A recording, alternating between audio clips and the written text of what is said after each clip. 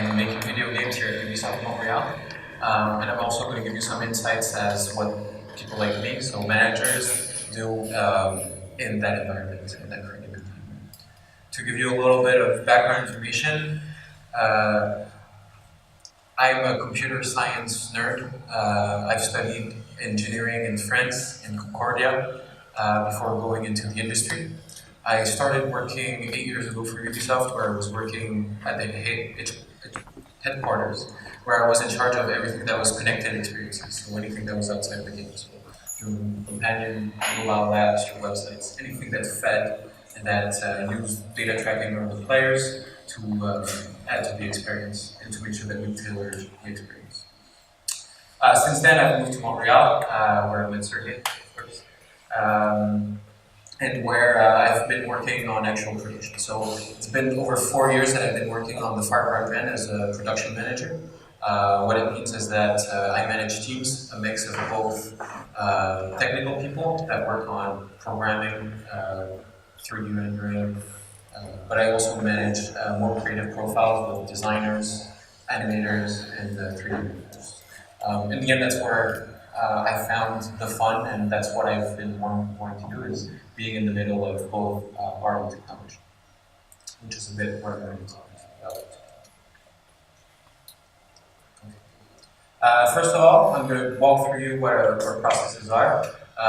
From just so you know, in a nutshell, a game can take a big production like we do, like Far Cry, like an Assassin's Creed, can take between 2 and 4 years to make. It's huge, but we don't do it in one shot. We start very, very small, and then we grow to several hundred people worldwide. If you take Far Cry 5, for example, the game I'm working on right now, we're several hundred in Montreal. We have teams in Toronto, Shanghai, Newcastle, Kiev, Romania, India. We're everywhere in the world. But at the very beginning, we're a very small team. The first step is what we call conception. So here, just imagine under 30 people, mostly brainstorming and trying to find out what the game could be. In the next coming slides, I'll talk to you a little bit about what that plan is and how we define it and how we, what are the elements that compose it.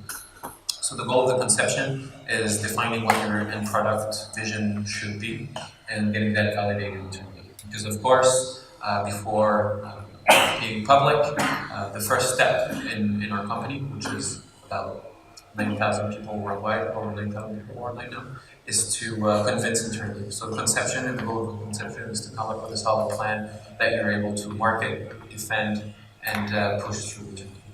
Once you get that go, the big first step is, all right, so this is the vision we have. What are the tools? What is the pipeline? What are the people we need to put together in order to deliver that in time and in quality? Once that's set up, we have what we call our virtual production, and we move to a traditional alpha and beta stage. Alpha is really getting everything in, so all the features functional, and beta is getting it to a shippable state.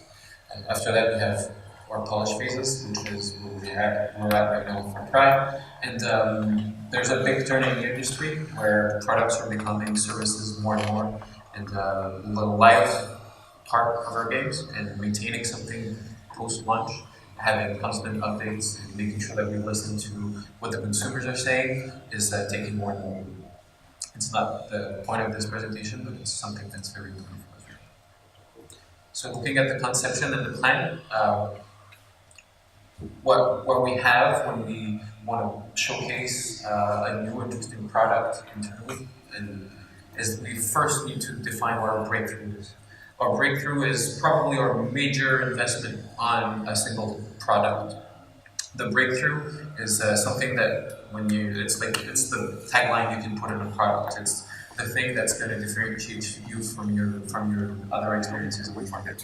To accompany that, the design teams work in defining what the feature set is, and we also want to define the first picture of what our project is, so in context, like building the world, so what are the people, what is the size, what is the information. Yeah, you're right. We need, if you look at our game, we're situated in Montana. That means that during our conception phases, we took several trips